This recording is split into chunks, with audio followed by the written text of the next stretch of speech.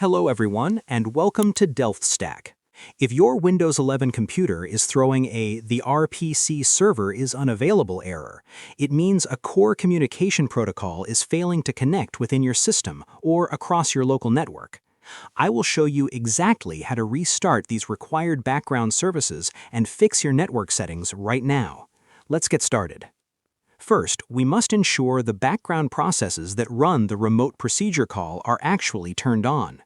Press the Windows key and R at the same time, type services.msc and hit Enter. Scroll down the alphabetical list to find Remote Procedure Call, RPC. Double-click it and ensure the startup type is set to Automatic and the status says Running. You must also do this exact same check for the RPC Endpoint Mapper and Dcom Server Process Launcher services. Next, a misconfigured local network adapter can frequently block these internal Windows communications. Press the Windows key and R again, type ncpa.cpl and hit Enter to instantly open your Network Connections window. Right-click your currently active Wi-Fi or Ethernet adapter and select Properties.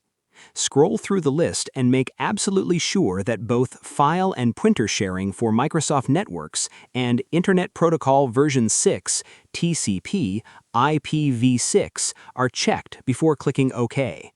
Finally, we will clear out any corrupted network records that might be intercepting the connection. Press the Windows key, type CMD, right-click on Command Prompt and explicitly select Run as Administrator. In the terminal window, type ipconfig //flushdns and press Enter to clear the cache. Immediately after, type netsh Winsock reset and hit Enter to reset your network adapters, then restart your computer to apply all the fixes. I hope you found this guide helpful. Please like, share, and subscribe for more technical tutorials. Thanks for watching.